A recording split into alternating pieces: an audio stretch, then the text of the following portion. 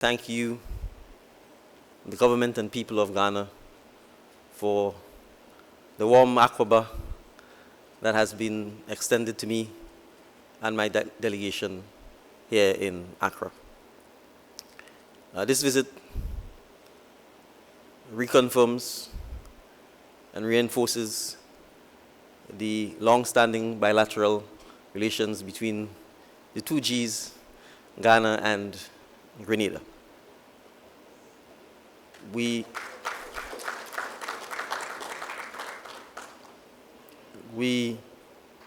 recognize and appreciate, Your Excellency, that you've come from a long ways, having been in China recently, and I'm sure you must be tired, but yet you have found the time to accommodate this visit.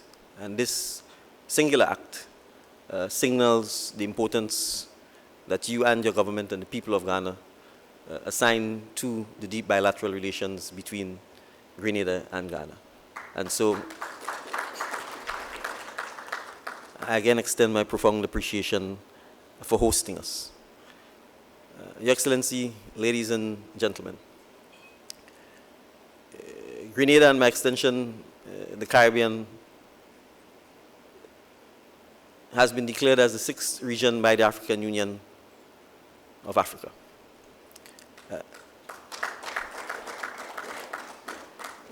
And so we are part of global Africa, and therefore very much vested in ensuring that the issues of mutual and common interests to us, whether they be the peace, safety, and security of Africans everywhere, whether they be the challenges of climate change that affects the African continent, and in the case of the Caribbean, in many ways we are on the front line of what I call a laboratory, where every year we are experimented on by the ravages of one form of climatic event or the other, whether they be droughts, hurricanes, flooding, volcanic eruptions.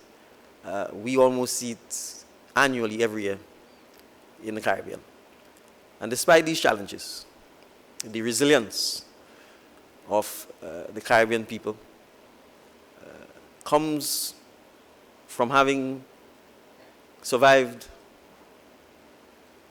and uplifted themselves from the human tragedy of the slave trade, the Atlantic slave trade, the plantation and slave economy that was created in the Caribbean to serve the extractive and exploitative economic model of those who then saw no legal or moral challenge to owning another human being.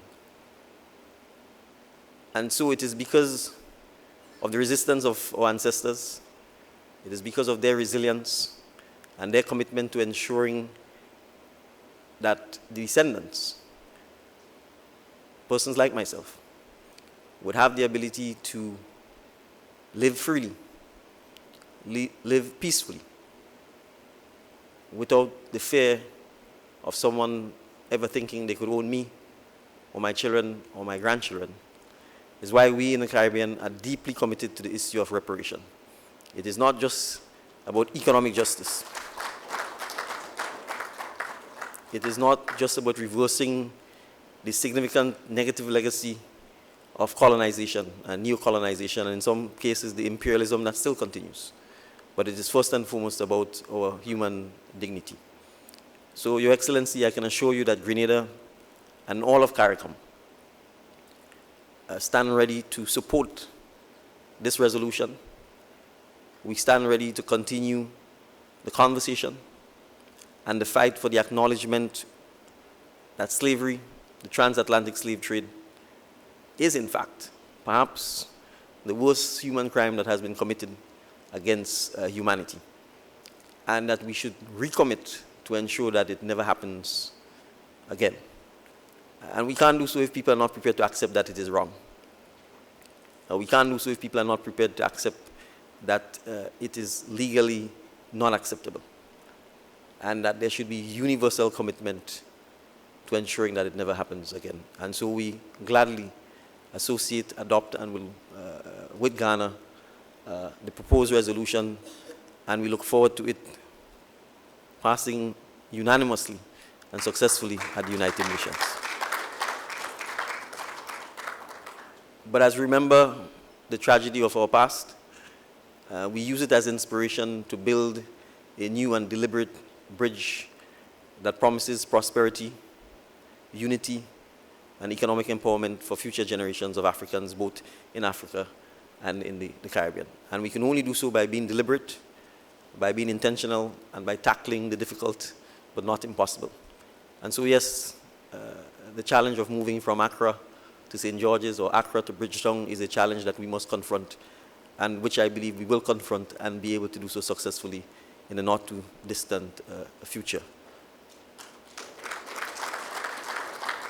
So we would certainly welcome the work by the Foreign Minister. We have indicated to our private sector, we have been speaking to the CEO of Ethiopian Airlines, that we are committed in very much the same way we often subsidize American and European flights to get to the Caribbean, that we are committed to working in any way we can to ensure that we can get flights from the African continent directly into the Caribbean.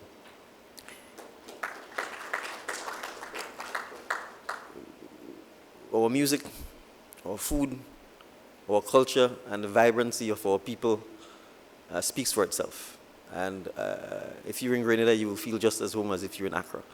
And so I look forward particularly to ensuring that as we continue to evolve the MOU on culture, on the creatives, on fintech, that we remember ultimately that our populations are very young. And we have to do this for them. We have to give them the opportunity to ensure that they realize their full potential. And so, Your Excellency, the MOUs that we've signed, including the one just signed on healthcare support, because it focuses on people, is testimony to how we will be able to move the bilateral relations further. And I want to conclude by speaking about an amazing Ghanaian who's working in Grenada and who's worked there for the last 15 years. Her name is Sister Margaret Yamoa. She's the principal of an institution known as the New Life Organization. And New Life because it was formed in the aftermath of the collapse of the People's Revolutionary Government in Grenada between 1979 and 1983. That was a very dark and tragic moment in October of 1983 in our history, when our Prime Minister was assassinated together with other members of his cabinet. And we then had an American intervention or invasion, depending on how you looked at it. And we were restored to the parliamentary system of democracy. But in the aftermath of that collapse, a number of NGOs came together and created this organization to give young men and women coming from disadvantaged backgrounds an opportunity at a new life, a new start.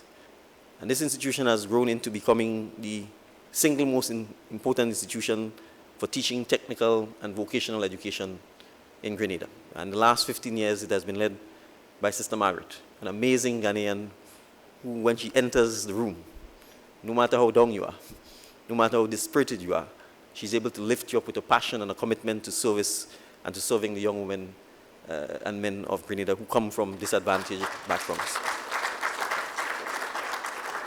And Sister Margaret knows I speak about her anywhere I go. Anything she asks of me, I try and deliver, because I see the commitment and the change that she's made in the lives of so many young men and women in Grenada. And so that little anecdotal story, I think, is testimony to what bilateral relations can do, testimony to what the movement of people can do, and testimony to what a shared vision and commitment to the future of our respective countries are about. And so, Your Excellencies, distinguished ladies and gentlemen, I express my profound appreciation to you for hosting us, and I would certainly wish to join, if you so permit me, sir, in toasting to your good health, your continued success, and the continued success of the government and people of Grenada. I also toast to the continued success of our bilateral relations. Long live the people of Ghana. Long live the people of Ghana. Long live the people of Ghana. Cheers. Cheers.